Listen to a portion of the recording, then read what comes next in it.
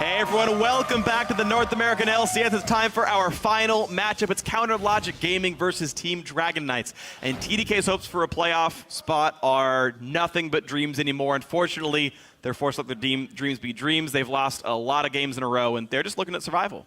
Yeah, the last 5. And if yesterday's performance is any indication, Team Dragon Knights have got a tough fight ahead of them. Yesterday, they started off losing every lane against Team Liquid. It wasn't just losing the laning phase, it was every lane. And they only fell further and further behind as the game progressed. And TDK, they still have 5 games left to play, and they need to make up 3 in order to catch Cloud9 and avoid auto-relegation.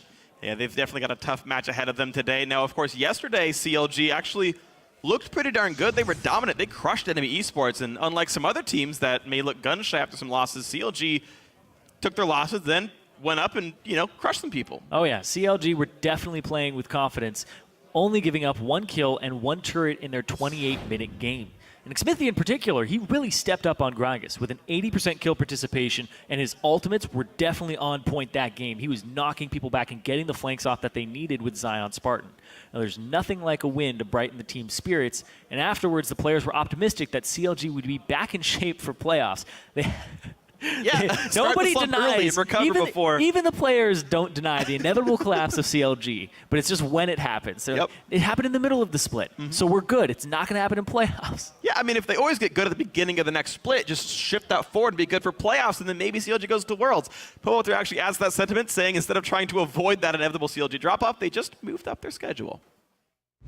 People always say, like, CLG, they're just going to take a nosedive, at some point in the season and never recover. But I think what's happening right now is usually CLG would take like a massive nosedive at the end of the season and then just like suck at playoffs. But we decided to instead suck in the middle of the season so that we're fine in playoffs. Wow, thanks a lot for your insight, Poelter. We just said that, but I appreciate you being the third wheel here. It's good looking out for you. I think he's prepping for when Huhi joins the lineup, so you can just echo what the other mid laner says. And I'm messing. Huhi? Either way. Huh? Not Huhi? Yeah. Oh my God, you're doing this to me. Go away. We're going to check out the starting lineups, guys. On the blue side, it's Counter Logic Gaming. Zion Spartan in the top lane, Xmithie in the jungle, Poelter with the third wheel in mid, Afromu and Doublelift that bottom lane with Zeke Slaw behind him. And on the red side, it's Team Dragon Knights. Seraph in top, Kez in the jungle, Ninja in the mid lane, Emperor at AD carry, Smoothie on support, and Sean as the coach. All right, so getting ourselves into this one. And, as TDK with the subs, they went 0-9. It was obviously very rough. They got the new roster together. Game 1, they beat Dignitas. It was like, all right, maybe these guys are good. Maybe the new roster works out. But the thing is, as soon as that game happened, and Seraph was a really good Vladimir in that one, and killed the backline a bunch, they stopped playing their old style. They stopped playing 3 threats. In the last 3 games, Seraph's played a Lulu game and a Maokai game, both of which had 0 kills. The thing is, when Seraph was on CLG, they made him a tank top laner, which is fine. Tank tops can be fine, but that's not his style. He's never been good at that. He was a miserable top laner when he was with CLG as a tank player, as a support player. On TDK, he was a carry, and it worked. They joined the LCS off this playstyle. I really, really hope, for TDK's sake, he plays like a Vlad or a Ryze or something. Well, Vladimir's been banned against him the last 4 games. Play Nidalee, I don't care. Play something that's not Maokai.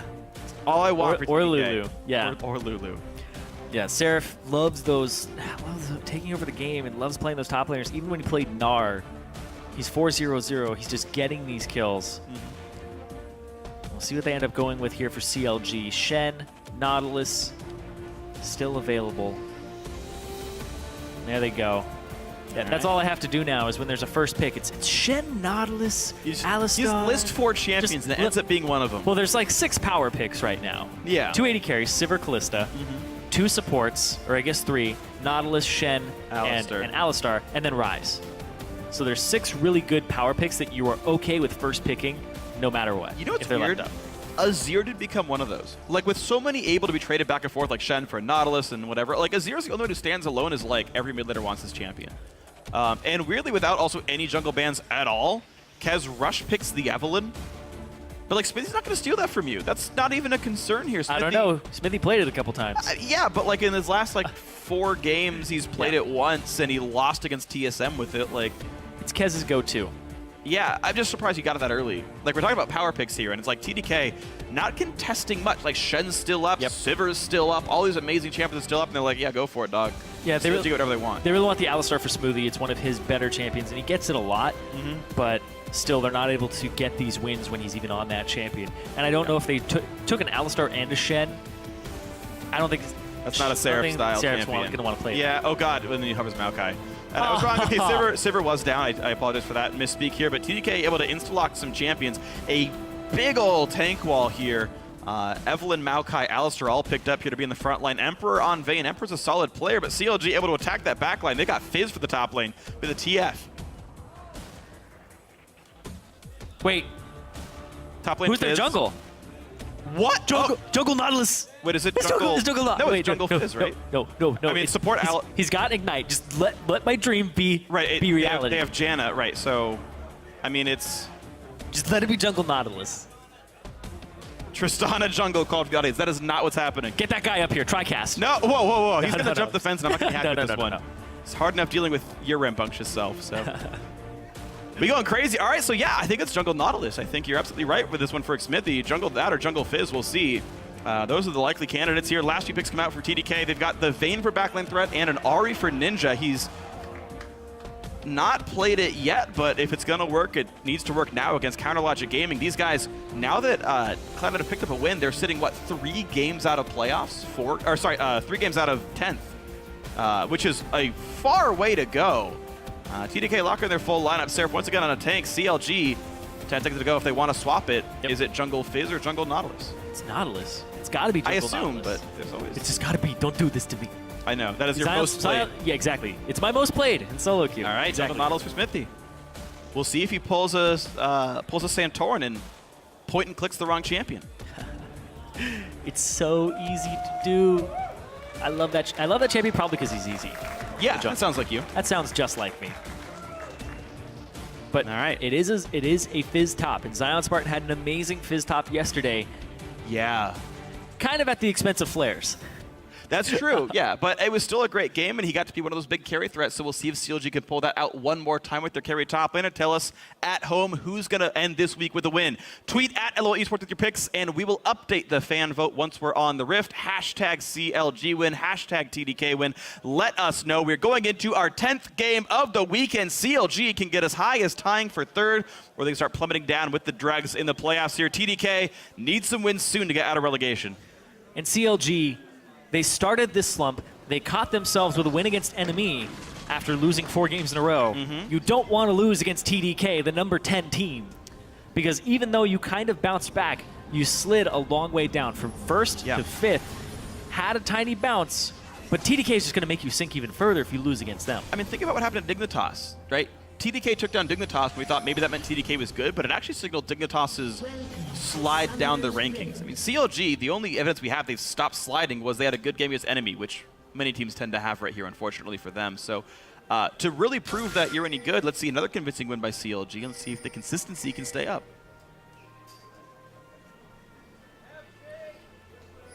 I'm so sad that I can't check Xmithie's runes. I'm sure he's doing what every Nautilus does, which is 21 offense. Is attack speed more than like 6.2? Yeah, he's at 0.71, so he has attack speed. Attack speed marks. His attack damage only 58. He has some AP, though. He's got 7 AP. That's a standard. It's like it's So either that's- 9 or yeah. 21 offense, and I don't know which. Cheaters. He's got 42 MR, so he didn't go deep enough defense for anything more than base magic resist runes. And I get dealt with you. He doesn't have movement Only speed 2 either. jokers in the deck, and I'm I a get sucker dealt for we didn't go movement utility. speed on him. Only 2 jokers I love the in movement deck. speed on Nautilus. I even use movement speed quintessences, I think. Okay. Yeah, the walk-up gank. Yeah, you just walk in auto attack so for good. a full second route. It's so easy, and I'm all about that life. I know. About the easy life. Ironic, because your job is actually a lot of hard work. Analyze a bunch of teams. You True. cast 2 leagues. Oh, man. You're making me sound like I work so hard and play and maintain a Diamond 1 level. Oh, look at Oh you my name God. dropped I know. his division and ranked solo queue. I just lost my Masters promos. Leave me alone. Oh, he made the Masters promo. I Man, this lost guy's them. legit. All right, man. Here we go, though. The laning phase has started. Aframu and Doublelift doing the Krugs, Emperor and Smoothie. Interesting that actually chose to go Tumble. I didn't know that was actually better than Silverbolt to taking down Gromp. I'm not even sure if it is, but double jungle as well for Xmithie and Zion Spartan. Full experience to Zion Spartan on the first camp, though. Yeah. So that allows Zion Spartan to get his Q and his W so that he's able to kill it a little faster. That's just a higher DPS increase overall. Oh, I think it's also the exact same thing we saw TIP just do. Like 2 weeks ago, we saw everyone's level 1s change, and it was like TL and CLG and TSM all did the same thing where you kill the turret on the third wave. But here, it's the top laners get the first camp to buy more consumables for their like first trip in a lane. You buy more consumables, you do damage to the next camp, a lot of it, and then you back halfway through the camp to buy right on time. And then you come back to the lane, you're level 2, no problem, and you help your jungler get a quick level 2 as well. It's cool to see with those. minimal damage to both of you. Yeah, exactly. I mean, Smithy, I believe, still has not used a potion. He's clearing his 4th camp right now. So yeah, really cool to see the growth of level 1s and the growth of lane swaps and the growth of sort of how people are playing the jungle. Still, these mechanics haven't changed in really in years. Yeah, people are just discovering how to execute on that pattern. I love it. I love it. I love it that's happening. Leash for me in solo queue, please. Just like that. I actually got team builders. I asked my top laner to leash for me if they have teleport, and they're like, huh, what? I was like, trust me, dog. Trust me. I mean, if you give them a full camp because of it, I'm sure they'd be willing to do it. Yeah. It's also much safer because if you send the top laner to solo wolves or solo raptors, it's very dangerous. Kez tracking Smithy through the jungle, chooses to go through the brush that is empty, so he knows Smithy's over by his red. And he can tell he's got to start this camp. Exactly. He saw that Smithy didn't have red either. Oh no, Smithy shouldn't have awarded. You can see that particle. Chunked down a half HP. Kez on the chase. Smithy already smites to heal himself off the red buff. Misses the Q on Kez. He was going to get help. He ended up hitting the tiny one. It was right in front of him. Kez goes back to stalking, though. He knows the smite isn't available. He put the ward down ahead of time. He's not able to walk up. He doesn't even have his own smite. He was just looking for the kill.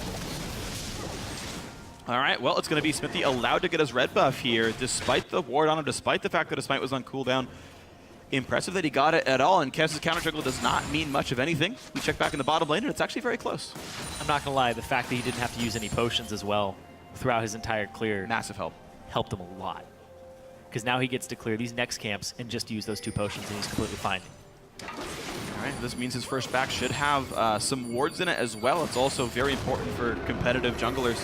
It's not just getting your jungle enchant and recalling off a 3rd camp, it's getting consumables to help your team out as well. Was it 900 gold? Yeah. For his first back. Oh, we're looking at a mid lane gank right here. Ghost early by Pobelter, and the charm hits a minion. Belter's still involved. That's a bit aggressive, but he lands some damage and pushes Ninja back. If you're going to use the summoner spell, at least get the best trade possible that you can. You need some cooldown down, throw out some spells, make sure that you get the biggest bang for your buck there. Worked out quite nicely. So only Ghost is down. That's not the most important summoner spell to lose here, so Pobelter is still going to be just fine in this laning phase. Tiny, tiny minion lead for him. Nice little trade from Emperor on a double, but the Janna Shield blocks most of it here. And we'll see their gold be about equivalent. Oh, man. Tristana sieging on a turret against a champion that has no wave clear, a duo that has no wave clear. That's rough. Yeah, she gets the damage, and thankfully it's pre-7 minutes and you didn't explosive charge it, so it's not the worst thing in the world. Yeah, and CLG are being rather conservative in this bot lane. They're getting it whenever they see Kez and they spot Kez out. That's when they shove up. But now that they don't see him, if they continue this pattern, they could end up dying. Kez is wrapping around them in the bottom. Okay, this it's is an the Alistar. The attempt here. They have to, I think, go for Afro because Tristana's going to be too hard to get. They're going to look for the flash. At the back. Pulverize in. Oh, he flashes, then jumps. That might just be enough. Exhaust on Kez. It is the kill. They knock him down. First blood for Emperor. Beautifully executed gank. Yep, they saw the tendencies. They saw the want to shove, and Smoothie is giving him some scorning over his Alistar combos before. You're just going to flash and Q. That's awesome. That's going to set up that bottom lane fight very well. It's the right way to do it. Really beautifully done. Thing is, players can react to a headbutt pulverize in time, and Rocket Jump would have gotten him out. Or a flash. So very, very, very nicely done. I'm surprised they got that kill, but all credit to TDK for that one.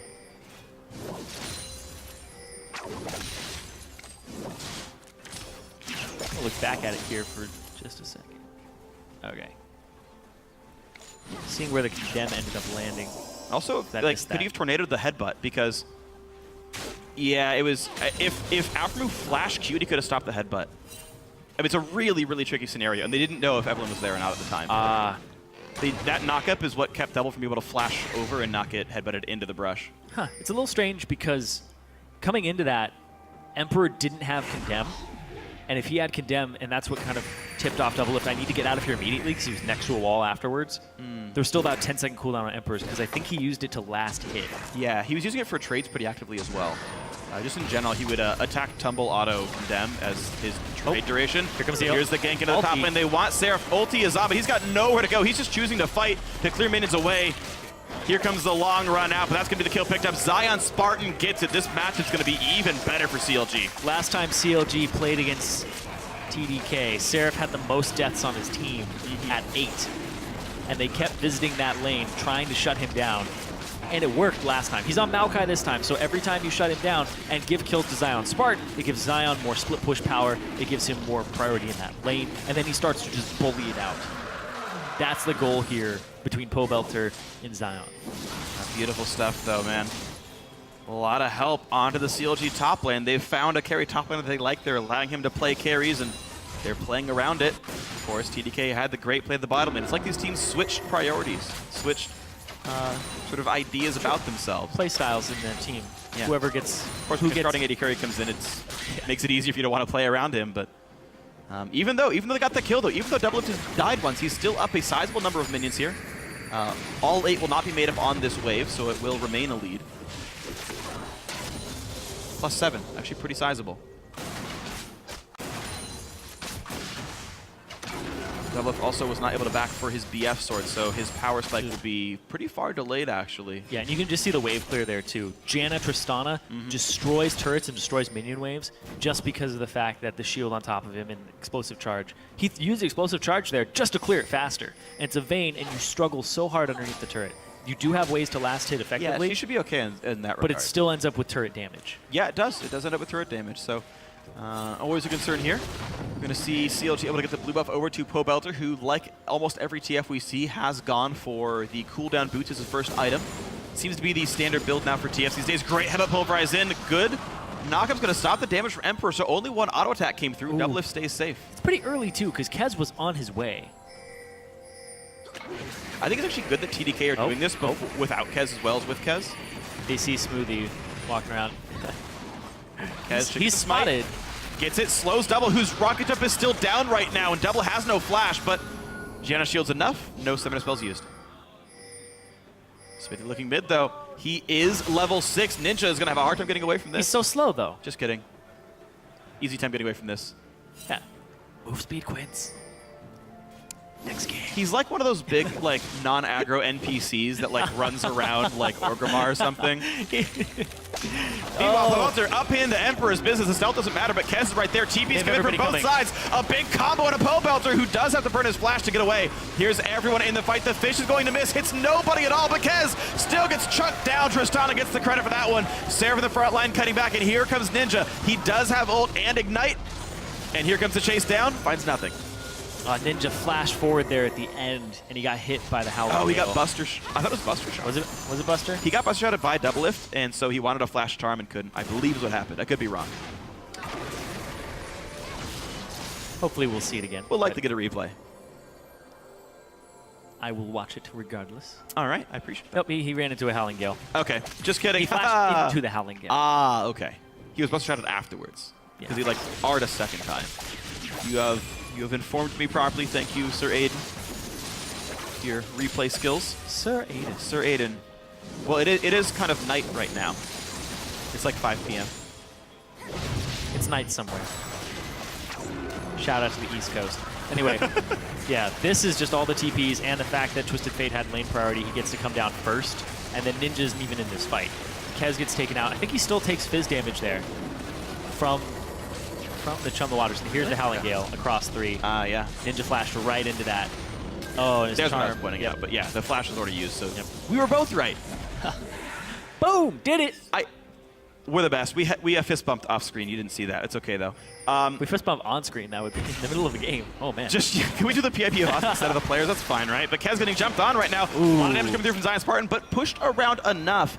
CLG with honestly pretty good target calling in their team fights. The micro communication actually has been solid. Bot lane turret goes down. Good sieging, good destruction by Doublelift. Good charm, though, by Ninja. A lot of damage on a Pobelter. Ignite is on as well. He's got over ult charge. That's going to do him in. Solo kill for Ninja from the brush. Jumps on him, makes sure he lands the charm. Every single Ahri ability landed. They get to hit this turret a whole bunch. And Smithy with his 325 Oh, move that's speed. another big charm. Smoothie doesn't choose to go in for it, Kez. but he has ulti. There's finally the pulverize. is low. But Kez gonna get dropped out by Doublelift. They were too gun shy to pick the kill up, and too much damage went over to Kez. And Ninja just wants to take some extra damage from the explosive charge. Smoothie could have gone for Smithy though. That breaks my heart. Yep. That was a for sure kill. I mean, Smithy practically walks at the speed of a turret, and he looks like a turret. It's easy to get both of them confused. They've even like both got the owl motifs on them. That's true. Look, it stands right by it for us. Which one went? Where's Waldo? Ah! I'm diving 2 turrets. Yeah, that's oddly similar. That's They're like the same height. yeah. When our first turret goes down, I like to RP the turret when it's gone. Well, But it makes me a great frontliner. TDK has killed no Smithies this game. That's Look at true. their first. Their bot lane lost their Smithy already. Zion Spartan, though, going for the Shark on a Seraph. This is it. Trying to Stuns pin on come- Seraph. And they're doing a lot of damage to the poor guy. He's got really still no gonna dive resist. Ignite is on. There's the jump. The kill goes through. Yes, it does, but Zion's got to run away fast. And here comes Ninja. Jump over the wall. The Q's going to catch him. Auto.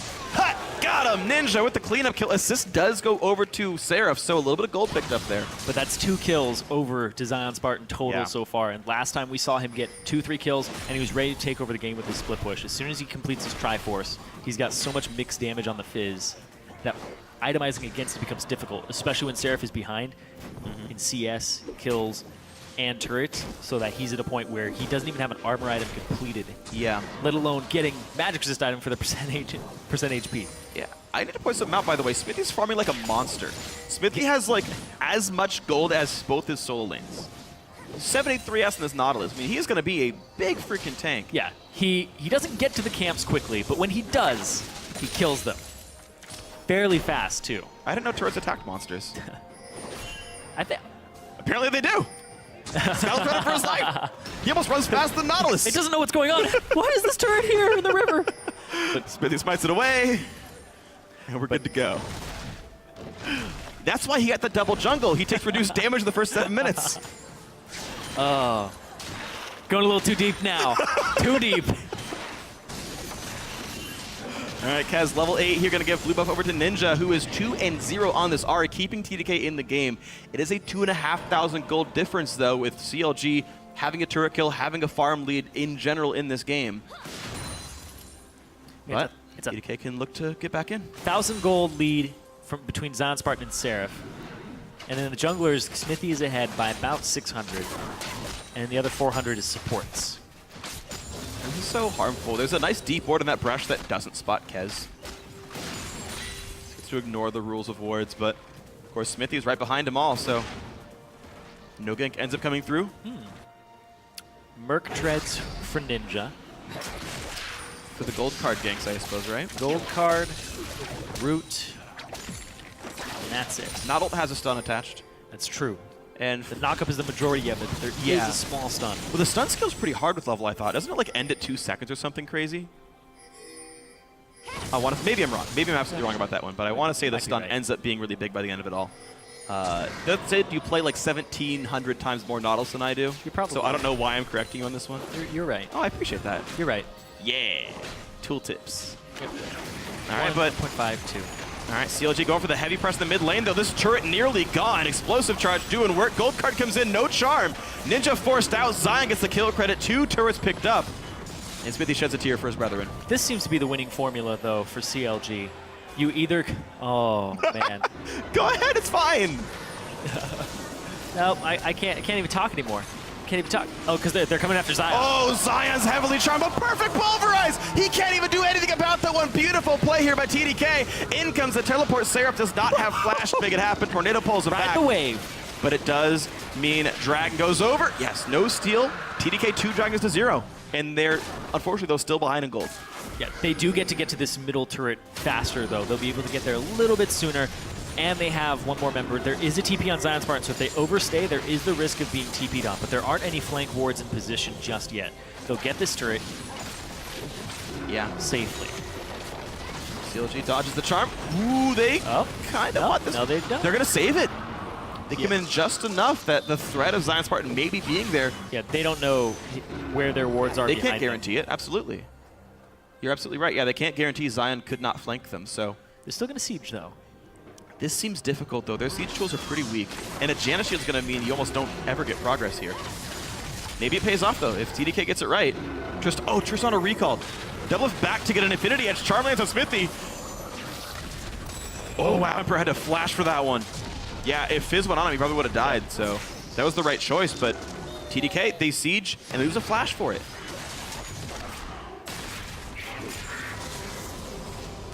So Kez, by the way, is back to Runeglaive Evelyn again. Much I know he was stronger the on live. only... Yeah, well, I think Kobe talked about this as well. He says that you shouldn't go Runeglaive without buying more AP, that as a standalone warrior is better. So Kobe has strong words about the choice of Runeglaive. Yeah. I don't know myself. On Evelyn, I think on live it's more comparable because it's 100% of your base damage as opposed to Yeah, you have a 5%. much bigger Sheen proc. So the Sheen proc is larger. So on live, I'd make the argument for both. Oh. But right now, Warriors. Spirit. Oh, big plays on Emperor. Kez is around, though. Goes for the They big don't have damage. damage around. They're waiting for Oh, Smithy. Smithy, goodbye! Crushed by the AD carry. This fight did not go well. Kez happened to be around an Emperor doing plenty of damage. Yeah, when the support and jungler, who's a tank, catches the AD carry, Who's Vayne? you realize a second too late what you've done. Zion Spartan looked like he wanted to dive in there, but he can't. They just had too much backup, and they'd already committed to it. As a Nautilus, that's the big downfall is you commit really hard to things when you hook in. You have to use your flash to get out. If you're using your flash to flash hook, there's no coming back from that. And you have to hope that you're tanky enough that you can walk out afterwards. Well, he got a lot of farm, but, you know, like Linkin Park says, he kind of looks at what he's done, and it wasn't exactly what he wanted. A great pulverize, a great condemn. Yes! Yes! Boo him off the stage. Get that guy who was talking about Jungle Tristana up here. TDK, though, getting a gold lead now. They're still unable to find any turret kills, though. CLG have defended those structures so well. Yeah. The Ninja and Emperor have all the kills. These guys need to be carrying fights for them. Yeah, the guys who came in, they have no deaths as well. Deaths are all Kez and Seraph, the original members of this squad alongside Smoothie.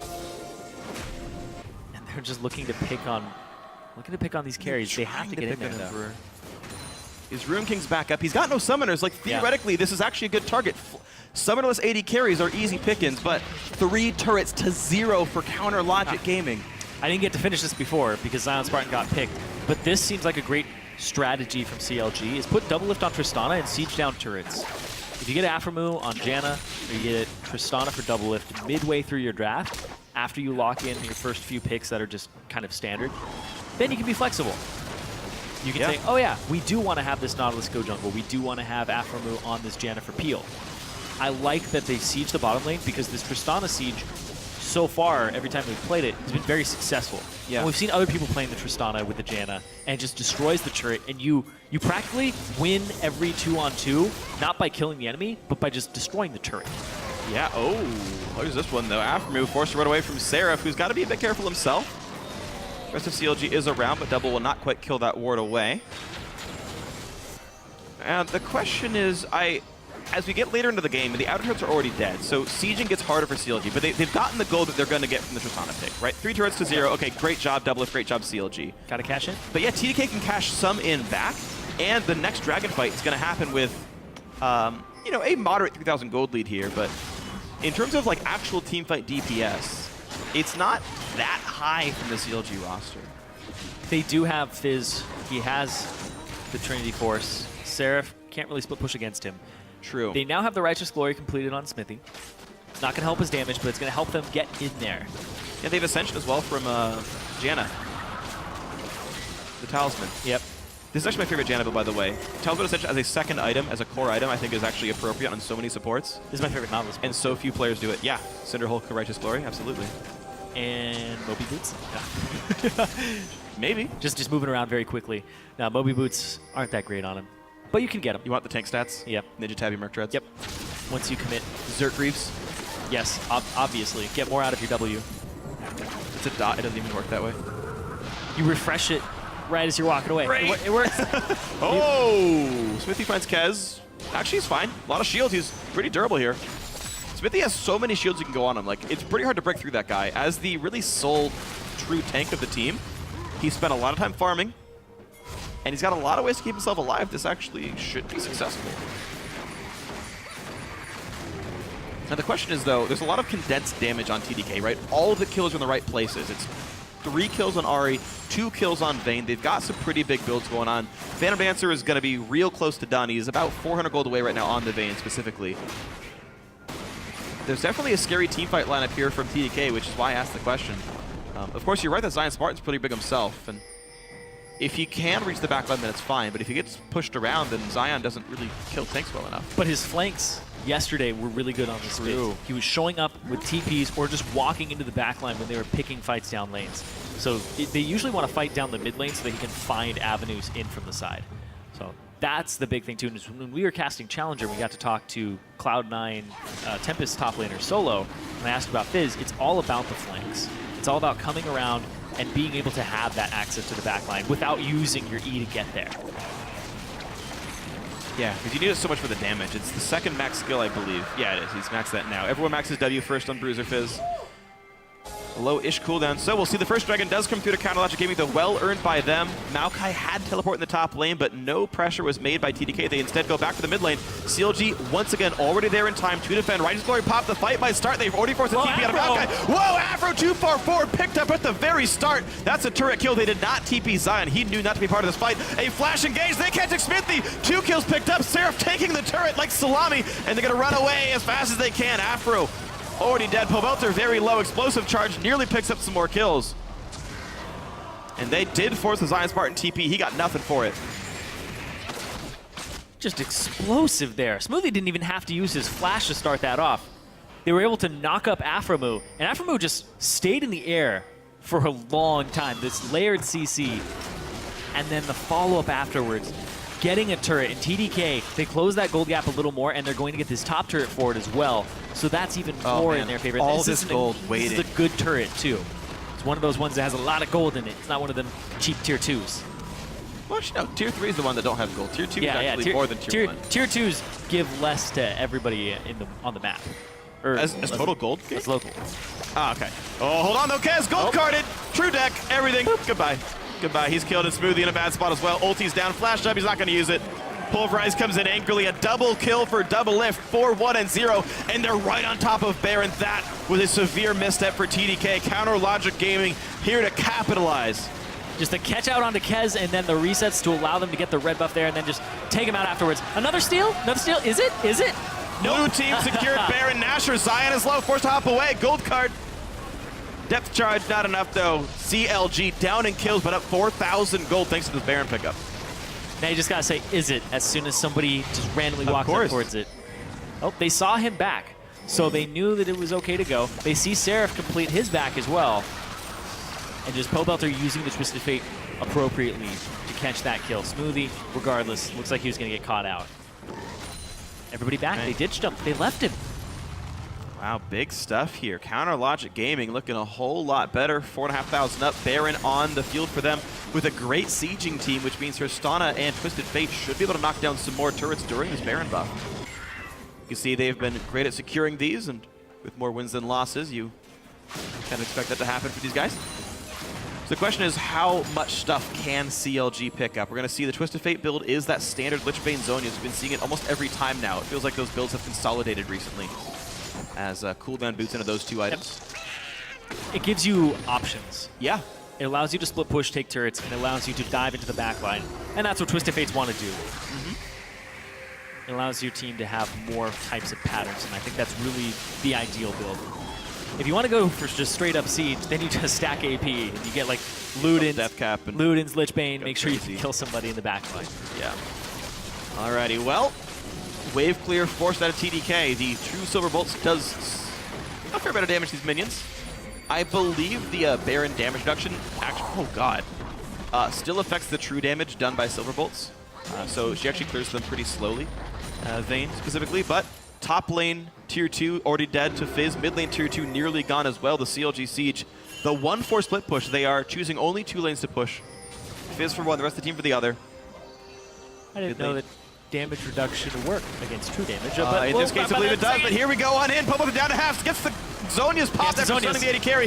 Ninja's around, Aftermove very, very low, but Kez pushed around. The Roots come in, double gets one kill, he jumps in! He gets the kill and flashes and jumps out, but he burns down to the Ignite! Now he lifesteals back up! It's just a 2 for 0! Double lift. This time he tried to dunk, and it worked out for him. Oh man, his finger was feeling a bit of repercussions there, but it worked out. And the 5th turret kill of the game, Counter Logic Gaming just barely squeaked by with a great team fight. Right here, Smoothie starting this fight off. He gets Pobelter. Pobelter immediately has Zhonya's, but Emperor already took all the damage that they need him to take, because now he's just attacking minions to try and lifesteal. Emperor does no more effective damage in this fight. Aside from 2 hits on double, he doesn't get the 3rd off, and he barely lives. Same with Pobelter. Those are just, if you combine everybody's HP there, it's about 1/3 of one person. Yeah. They're so low. But it happened, man. And Counter Logic Gaming looking great now on a 9,000 gold lead now, 28 minutes in. It did not take them long to get this kind of advantage, but CLG making great work of the mid game here. What a good Baron call, and everything that followed just went beautifully here. Yeah, those catches into the Baron, and the fact that TDK completed their backs as Pobelter was popping his ultimate was absolutely key. Synchronizing your backs and making sure everybody's on the same page so that that doesn't happen is something that you need to be doing and need to be on top of with your team. True.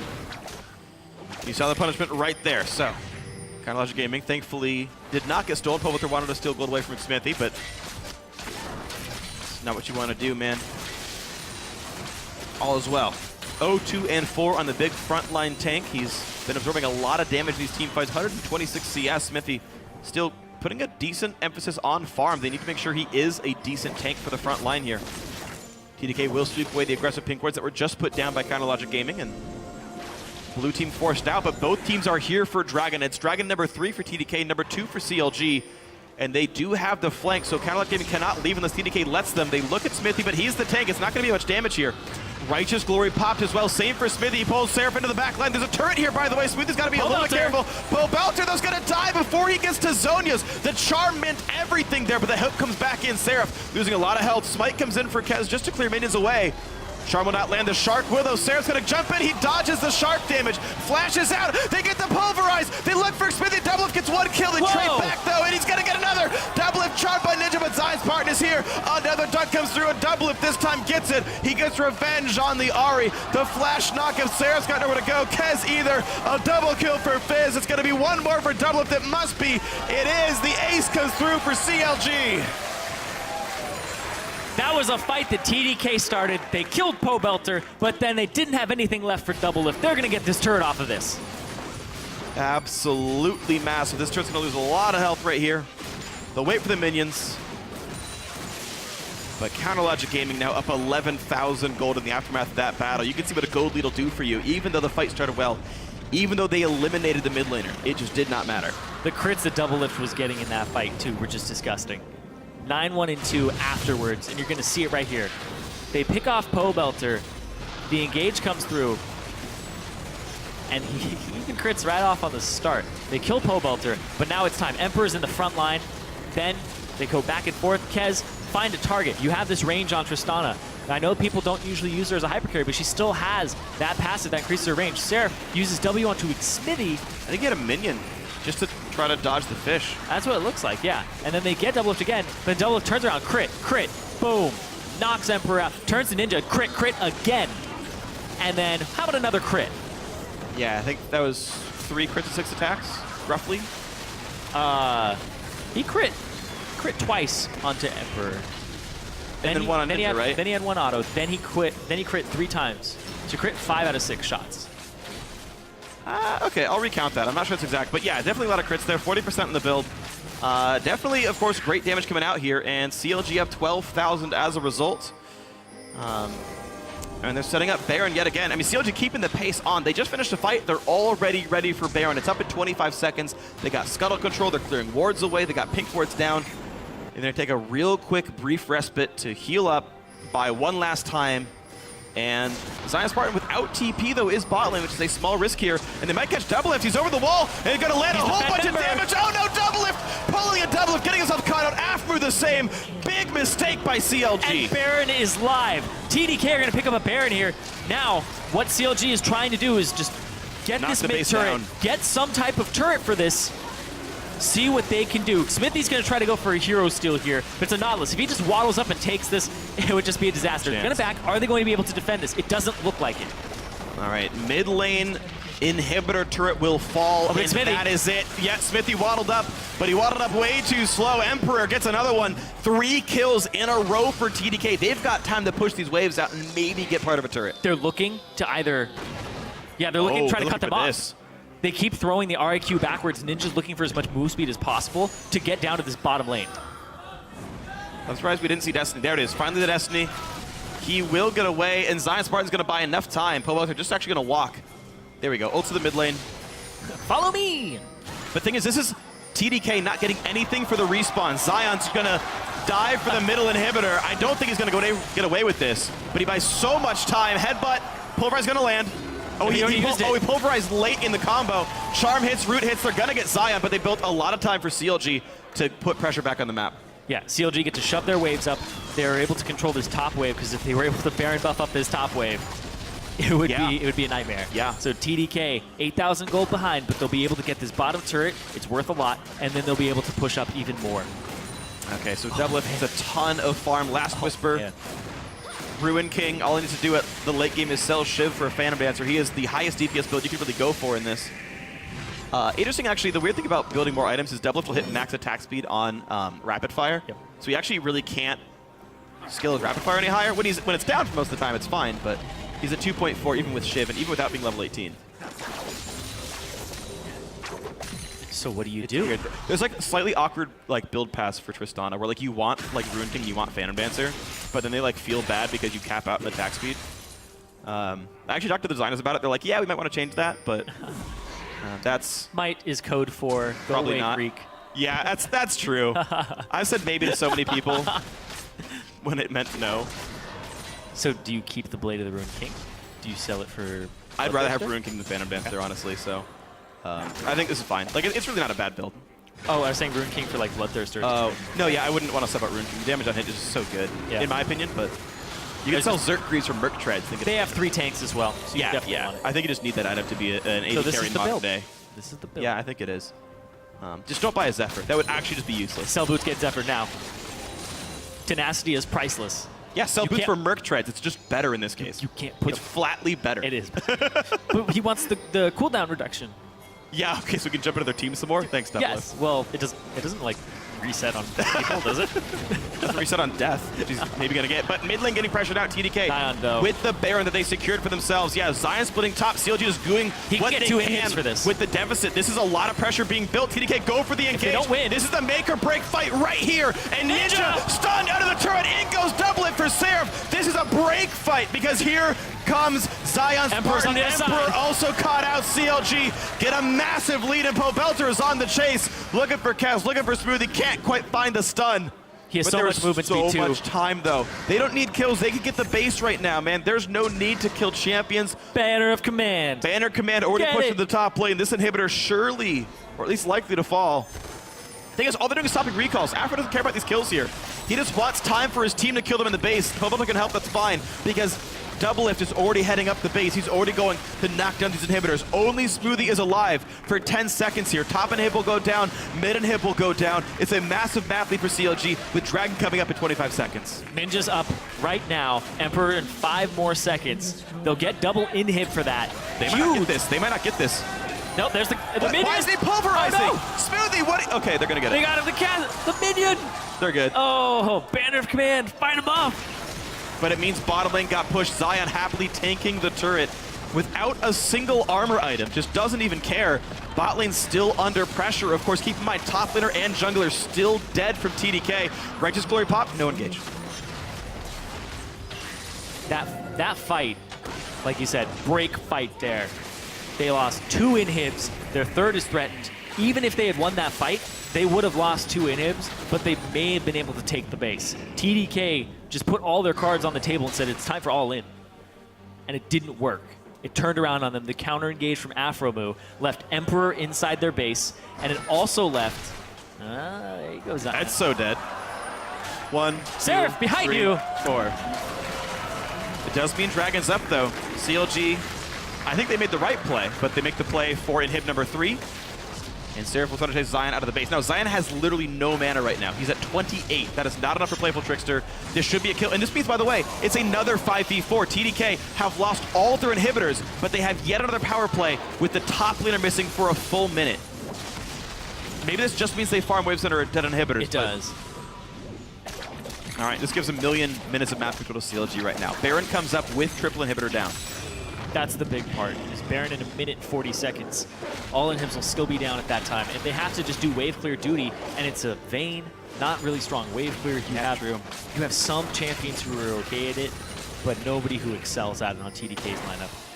She kills the supers fast enough. Like, it's actually better than you might expect, because supers contribute so much armor and MR to nearby minions. Yep. So single target damage somewhat represented here. TDK get a couple of wards around the Baron area, but you see they don't even ward Baron itself. They're just warding their jungle because they know where CLG might look to make a play. I think they've resigned to the fate of Baron will go to CLG. They're just making sure no one's getting picked off as they keep the waves out of the base. And it does mean a lot of gold will come through. We're back down to a 9,000 gold lead for CLG, and TDK will actually go up in this metric over time. All the extra minions that they're going to be killing. You can see like the cannon gets denied because the minions do so much damage. Doublelift got like 2 CS that wave. And it's not that he wasn't trying, just super minions kill those things fast. Setting up for Baron 45 seconds in advance. It's the only thing they can really do besides trying to end the game, and that's still risky. And this is worth it for CLG, though. It's a very low-risk Baron. Even though they could capitalize on the minion waves, I think Baron is actually the safer choice because they can take Baron off like a 99% chance, recall, buy, and then buff up the waves with Baron. But right now, 20 seconds to go, they've got a big minion wave to ride in first, so why not take it? But you'll see they play so far back, they are not trying to start the fight. Fizz is far away. They let the wave get cleared. Smoothie on the flank, but he can only stun Smithy right now. He goes for it anyway.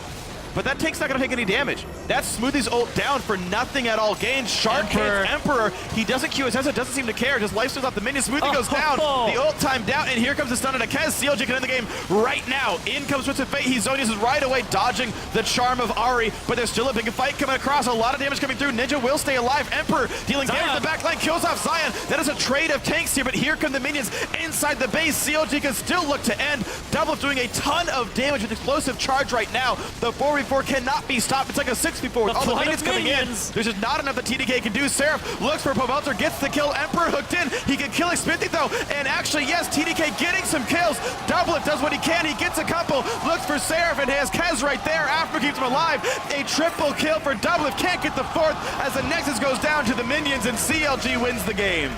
And CLG bouncing back from their 0-4 week before. Take down Enemy and TDK. Back to back. All right, a 2-0 week for Counterlogic Gaming. The Saturday game, definitely more convincing than the Sunday, but at least CLG move on to 9-5. They're part of that big tie for third right now. A sorely needed win as well. They slid in the standings from first, now they're tied to third. They went down to fifth at one point, and they were in danger of falling into that 7th place zone. They picked themselves up this week. It's exactly what CLG needed. And this is interesting because we're seeing the standings separate even more now. Yep. Impulse, Solomon, CLG all at 9 wins. Dignitas down alone at 8. They're going to grab just above. Yep. Dignitas is the only team that could swap places with the team in the bottom 4. That's it. Everybody else seems to be relatively safe. There are some chances. Yeah. So max wins now for Team Dragon Knights is 5. Yep. They are 1-13 with 4 games to play. Theoretically, there's a big way tie for 7th place with a teammate, but basically, the season is almost impossible now for TDK. 3 weeks ago, we said there's a slim outside chance that they make playoffs if they had the miracle season to go 9-9. And they kept that alive for 1 game. Then it was, okay, maybe they get out of the relegation zone. Now it's maybe they're screwed. Well, they play against Team 8 and Cloud9, the 2 teams that are 7th and 8th right now. And that still puts them only at 3. So they still need another win past that, which is either Gravity or Impulse. Yep. So you either beat playoff teams or you go home for sure, and TDK leave the LCS just as fast as they joined. And that's a heartbreaking story, but that's what we're looking at right here for TDK. Meanwhile, Logic Gaming, I think it's still too soon to say what's up for these guys. This was the easiest schedule they've ever had. Enemy and TDK, the two bottom teams in the standings right now. It's nothing like a confidence booster, though. And it helps. I mean, the Enemy game was super clean. The TDK game, it feels like one of those where you're like, yeah, we won, but. Yeah. And, Logic Gaming, they've still got Dignitas out of them. They've got a slightly better looking Cloud9, and of course Team Liquid ahead of them. So CLG, we'll see how they shape up at the end of the split, but we'll see. They're almost certainly playoff bound now, and, well, we'll see what the season looks for at the very end of it all. But for now, we're going to check in with Riv on the blue side. Thank you very much, gentlemen. Great cast on the day. Myself and Pobalt are just reminiscing about awesome moments in our lifetime, but we need to talk about the win that just happened for you guys, tying you now in third place with Team Solo Mid and Team Impulse. I do want to pick your brain a little bit. We spoke about, or we showed the video where you kind of had a bit talking about, with humor, the problems that CLG faces throughout a split. Now being on the team, seeing that through your eyes, what were kind of the troublesome times that CLG went through? What leads to these falls in the split for CLG? To be honest, it's still my first split on CLG, so I wasn't around for all the previous splits where CLG kind of became notorious for kind of falling apart in the middle of the season. But we did have that 0-4 streak, but it didn't really feel like we were falling apart. Those were all against pretty much the top 4 teams, and basically we just learned a lot. So it feels like we're making really good progress in improving. We haven't gotten overconfident in ourselves, or we didn't get overconfident in ourselves after we started 7-1, and I think that's really important. Well, you've definitely been able to show up from the mid lane this year. How are you feeling about your play? We don't actually get to talk to players about what they're doing very much. What do you feel like you're contributing to the team, and how do you feel you're doing? I think I'm pretty flexible in how I play. Some other mid laners for other teams tend to have just one style, they just won't roam at all, or they only roam. That was what I think would do in the past splits, but basically I just do whatever Tony, our coach, tells me to do. And if that's playing Lulu or playing Orianna and just farming it out, or playing TF and roaming everywhere, I can do it. Well, your team has already said you bring the damage to the table when they need you there, so it's been working out. Final question for you, Team Liquid coming up next week. That's where you guys start. How are you feeling about that matchup, and just overall how the rest of the split's going to go? All our matches in the next 2 or so weeks, actually there's only 2 weeks left in the split, but yeah, all those matches are really crucial for how placing is going to be for playoffs. So we really just want to win all the matches we can so that we can get first or second by the end of the season, and just get the bye in the playoffs. And traditionally, I don't think CLG's done too well versus Team Liquid, so we'll definitely have some heavy preparation to do. All right, it'll be a tough run. They just gave TSM a run for their money. Belter, congratulations on the win, and best of luck in the rest of your games. We're going to throw it over to the analyst desk to break down the rest of the day. Thank you, Riv. 40-minute victory there for CLG. Wasn't crazy clean. They did get the 2-0. It was crazy. It was crazy. Yeah, clean. They did get the 2-0 this week, which I think is very important for them from a morale standpoint, coming off of a string of losses there. We were, the whole CLG downward spiral had been tossed around. They may be avoiding it this time around. Or embracing it. Or embracing and coming out the other side. They've gone through it, now they're coming back up. They've gone through the swing. As Pobelta said, they didn't get overconfident. They all still feel like a team that's ready to make a strong push in playoffs. Yeah, and I think they're ready to make a strong push through the end of the regular season. As Pobelter said there, we can say the CLG was having a collapse, but they were losing to all the best teams, and now they're going to be playing all the teams below them in the standings. That's what they did this week. They played Enemy and TDK. Liquid's the only other top team they have to play from here on out. Everyone else is below the top 5 for the next 4 games. So it's very realistic that they go at least 3-1 from here on out and end the season with 12 wins. Yeah, I do think a lot of that comes from the fact that they dropped from 1st to 5th, right? So standings-wise, there's a lot of really panicky. It did, yeah, exactly. There was a huge deviation there, but based on their play today, it makes me wonder whether or not they're really there still yet to compete with those top teams that they had lost to before. If their plan is to make it to playoffs and go up against these top tier teams that have been giving them trouble, when they're struggling as much as they are against the 10th place team here, where are they going to fall? There's definitely some work to do.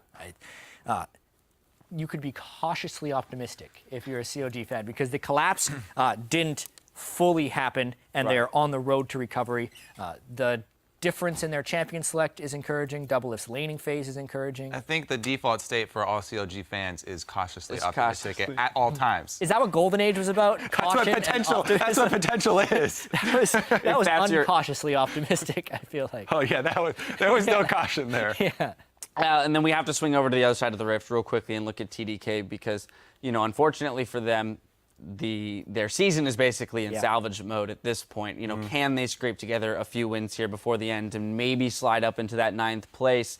It's going to take a lot of work for them to do that. I mean, I think we continue to go back to this idea of they've got a lot of fight in them, and we see it game to game to game to game. There's many points in the game that we're saying to ourselves, they might be able to win off this. They're getting them. They're fighting their way back into it. Is that enough? Especially with Team 8 and Cloud9 both taking wins and, actually moving up the standings now, they've got to be really scared. And they've got to be aiming probably for enemy and try and drag them down. Yeah, they have to win at least. They got to grab somebody that's close to them to bring them down. Have to win at least 3 of 4. Yeah. And so that means, and they don't even get to play enemy. So enemy has to lose on their own accord. Other than that, it's a struggle. We thought we were going to see the miracle season. Maybe. Yeah. It's not looking so miracle-y right now. All right. Well, No again, miracle-y. Do you believe in miracles? Nah. Nah. All right. Well, the 2-0 for CLG, very good for them going into the remainder of the season. Now, with another 10 games in the history books, let's see how the teams are stacked up. 2 teams have locked in their playoff spots. First place, Gravity, and second place, Team Liquid. In third, it's TSM, CLG, and Team Impulse, each with 9 wins and 5 losses. Team Dignitas are in 6th, followed by Team 8, 3 games back. Cloud9 move into a tie for 8th place with Enemy Esports, and in last, it's Team Dragon Knights. Now, here are the 5 players who turned heads this week in their positions, though. Starting in the top lane, we have Hanser. Hanser, just once again, every single week, actually, it seems like we're going over how much he's improved from last split. And once again, he showed up this week, really big force for the team in the top lane. Was also able to play tank and get those initiations for the team. Showing a lot of versatility there in the top lane. In the jungle, though, we have Rush. Yeah, I said he ranked first in style. Well, he was plenty stylish this week, but he also ranked second in wards per minute this week for junglers, which was a nice improvement for Team Impulse. They had to pivot and change their style against the Twisted Fate and Shen, and he was able to defensively ward and keep his team ready for opportunities. Really nice play by Rush this week. Yeah, our OP mid laner for the 3rd week in a row is Phoenix. Now, he is 4-0 on Azir this split, and today he made a ton of clutch plays to get Team Liquid's 4th straight win, let alone have it be against TSM. In the AD carry position, though, we find his teammate Piglet. Of course we have to put Piglet in here. After that, there's your miracle for the day, Jat. The miracle blind 1 rocket from Corki, steal the Baron, plus he didn't die in that game. Huge, huge improvements for this guy. All right, you saw it here, too. The 16.5 KDA, 94% kill participation, so beautiful stats across the board. Finally, our support is Adrian. Yeah, this guy, he has been criticized a bit in the past. Team Impulse even said they were looking into replacing him, but he does so much for this team. His kill participation in the games, highest in the league, and assists are all very close to. His wards per minute is highest for supports. This guy is doing so much for Team Impulse. He's well-deserved OP for support this week. The only thing he can't do is speak Korean. That's true. Yeah. That's too But he does kind of fly under the radar as a player, so it's nice to see these statistics back up his stellar play. The player, though, who claims the title for most valuable player this week is Phoenix. Now, today he went back to his comfort champ Azir and was key in turning team fights around to take down TSM. With Phoenix's huge plays, Team Liquid end the week in 2nd place and lock in their playoff spot. That play. That one to man. just 100% Turtle. Right as Turtle thought he was turning the fight there. Yeah. He was. He just got his first kill. Phoenix ended the game. He was like, Not too close. Well, what's funny about that, too, Azir was the downfall of Team Liquid in the last TSM game. Bjergsen on the Azir. Phoenix picks it up, shows them how it's done, evens up that head-to-head as well with the 1-1. Very big when you look at what that does for them in terms of jockeying for position. There are a few players that can put Azir onto permaban duty, and maybe Phoenix is one of those players. Yeah, we'll have to see. We'll have to see how teams react to the stellar play coming out of Phoenix. Now, we've got more action coming your way Wednesday with an all-new primetime league, along with our coverage of the European and North American Challenger Series. Then Week 8 of the LCS launches on Thursday with Giants Gaming versus H2K. Then the Copenhagen Copenhagen Wolves will battle Elements, followed by Unicorns of Love going up against SK Gaming. And on Saturday, the action picks back up here with Cloud9 versus Enemy Esports. And a bit later, Counterlogic Gaming will test their mettle against Team Liquid. Those games will hit your browser noon Pacific, 9 p.m. Central European summertime. And of course, we can't forget our marquee matchup. Team Impulse and TSM will take center stage for Week 8's marquee match. Looking forward to that one, to say the least. That does it for us, though, here at the NALCS. So for myself and the entire live broadcast crew, thank you for watching, and we'll see you next week.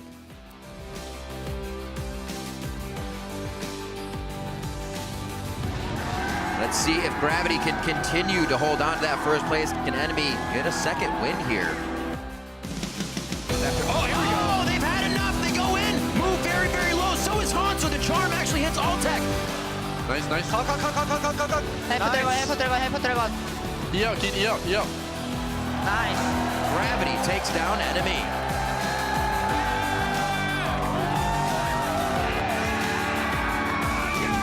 Helio's still trying to fight, but they're all way too low. And they baited each other in. They miss it. But the collision move.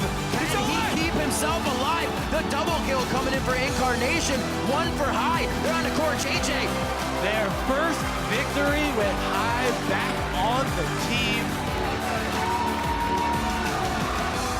Dude, did you see the charity stream yesterday?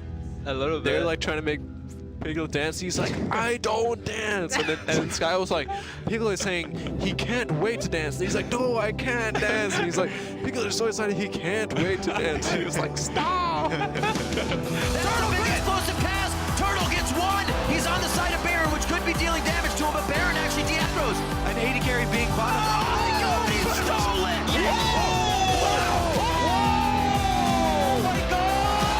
Piglet, a savior of this game in the mid-game. Team Liquid take down Team Solo Mid. Good job. We got so many towers too, guys. That's really good. Yeah, baby! Here's the ultimate shout and the re-engage. Going to Blue Card. Blue Card burst damage, knocks him down. Porpoise gets a kill. That's going to be Impulse with their back-to-back 2-0 weeks. The Roots come in, double gets one kill. He jumps in. He gets the kill and flashes and jumps out, but he burns down to the Ignite. Oh, he life steals back up. The flash knock of Sarah's got nowhere to go. Kez either. A double kill for Fizz. It's going to be one more for doubles. It must be.